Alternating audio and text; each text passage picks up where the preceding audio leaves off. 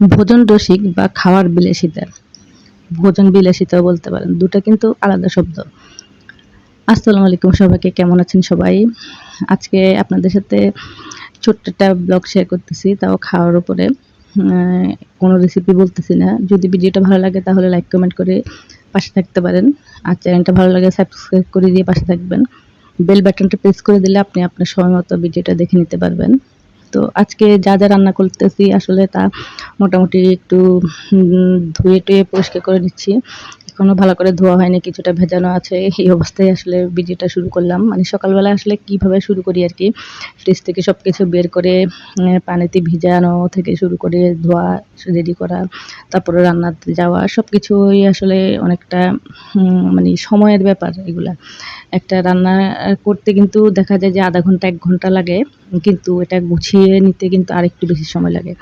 তো আজকে রান্না করতেছি আসলে মাংস, মুরগির মাংস। সেটা দিয়ে আলু দিয়ে রান্না করব একরকম। আর একটা মুরগির মাংস ভাজা করব, একটু ইলিশ মাছ ভাজা করব, একটু পোলাও রান্না করব। তারপর ডাল আছে, একটু ভর্তা আছে। এটার কারণ হলো আসলে আজকে মেয়ে জন্য এগুলা করা।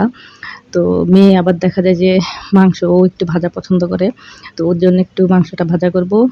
আর কিছুটা মাংস রান্না করতেছি। এটা ২ রকম মুরগি রান্না করতেছি। একটা মুরগি হলো ফার্মের, আর একটা মানে হলো যে সোনালী মুরগি যেটাকে বলে, দেশীয় টাইপের। তো এগুলা, তো ওটাকে রান্না করতেছি আলু দিয়ে, আর ওটাকে ভাজি করতেছি। আর ইলিশ মাছ ভাজা করব, ভর্তা করব, ডাল করব। তো আসলে সব ভিডিও করা বা করে দেখানো সম্ভব হয়ে ওঠে না আমাদের পক্ষে। যতটা ফাঁকে ফুঁকে আসলে করতে পারি আরকি, ততটাই করতেছি। তো আমি মোটামুটি কেটে-কুটে ধুয়ে-টুয়ে পরিষ্কার করে নিচ্ছি। তারপর এগুলো বসিয়ে দিলাম চুলায়। এদিকে মুরগি রান্নাটা হয়ে গেছে, এখানে মুরগি ভাজি করে ফেললাম, সাথে ডিমও দিয়েছি। এই রেসিপিটা আমি আপনাদের সাথে ইনশাআল্লাহ শেয়ার করব। কারণ এটা এতটা মজা হয়, আর বাচ্চাদেরকে যখন আপনারা দিবেন, বাচ্চারা কিন্তু এটা এভাবে করে দিলে কিন্তু মজা করে খায়। আর সাথে যদি একটু ডাল করে দেন, দেখা যাবে খাবে। তো যেটা বলতেছিলাম আসলে আরকি, যে এখনকার আমাদের বাচ্চাদেরকে কিন্তু আমরা ওভাবে কিন্তু ওরকম খাওয়া-দাওয়াগুলো আসলে দিতে পারি না এখন। যেটাকে বলে ফ্রেশ। আমরা যে ছোটবেলায় দেখেছিলাম যেভাবে, যে আমরা যখন আসলে আমার কথা আমি বলতে পারি। আমি ছোটবেলায় দেখতাম যে আমাদের বাসায় খাওয়ার সময় মানে আমার বাবা খুব খাওয়ার ভোজন রসিক ছিলেন যেটাকে বলে। উনার দুপুরবেলা একটা ডাল, তরকারি, ভর্তা, ভাজি, মানে এরকম দেখা যায় ৪-৫ পদ তরকারি যদি না হতো উনি খেতে পারতেন না আরকি। এরকম একটা ছিল উনার ব্যাপার।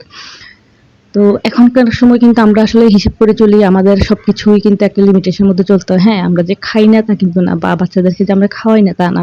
তবে তার মধ্যেও কিন্তু আমাদেরকে দেখা যায় যে একটা লিমিটেশন এর মধ্যে চলতে হয়। দেখা যায় আমাদের একটা ভাজি, একটা ডাল, একটা তরকারি ৩ টা করতে পারতেছি। তারপর দেখা যায় আমাদের সপ্তাহে ১ দিন দেখা যায় ভাজি-টাজি খাবো, একদিন দেখা যায় মাছ খাবো, একদিন মাংস খাবো, একদিন সবজি খাবো। এইভাবে একটা মেইনটেইন করে নিতে হয়। কিন্তু আগের দিনে কিন্তু এই জিনিসটা ছিল না। আমি আমারটাই বলতেছি। আপনাদেরটা কেমন ছিল জানি না। আপনাদের কেমন ছিল সেটা অবশ্যই কমেন্ট করে জানাবেন। কারণ দেখতাম যে আমাদের বাসায় পুকুর ভরা মাছ ছিল। ঘরের মধ্যে মুরগি, হাঁস এগুলা ছিল। মানে ওটার কোনো লিমিটেশন নাই। আপনি এবার প্রতিদিন দেখা যায় আপনি ৫ টা ডিম খান, আপনার কোনো সমস্যা নেই। আপনি আজকে প্রতিদিনই মুরগি খান, আপনার ঘরের মধ্যে মুরগি আছে, ওখান থেকে নিয়ে মানে খাচ্ছেন। হাঁস খেতে ইচ্ছে করতেছে, বাসায় হাঁস আছে, ওখান থেকে খাচ্ছেন। পুকুরের মাছ আছে, মাছ তুলে রান্না করে ফেলতেছে। মানে এই একটা জিনিস ছিল। বাসায় সবজি আছে, তারপর গরু আছে, গরুর দুধ আছে। তো এগুলা কিন্তু সবই কিন্তু তখন দেখা যায় নিজেরই ছিল। আর এখনকার সময়ে আমরা প্রত্যেকটা জিনিস কিনতে হয় আমাদেরকে। তো যার কারণে কিন্তু আমাদের একটু চাপ পড়ে যায়। বাচ্চা মানুষ করা, পড়াশোনা, লেখাপড়া, নিজেদের চলা, তারপরে দেখা যায় আমরা বাসা ভাড়া করে থাকতেছি শহরে। তো এগুলা মিলিয়ে কিন্তু আমাদের আসলে কঠিন হয়ে যায় জীবনযাপন। যার কারণে দেখা যায় আমাদের একটা লিমিটেশন এর মধ্যে চলতে হয়। তো এজন্যই বললাম যে ভোজন রসিক বা ভোজন বিলাসিতা। এখন আমরা কিন্তু বিলাসিতা করতে পারি না। তো কার কাছে কেমন লাগলো ভিডিওটা জানাবেন। আল্লাহ হাফেজ।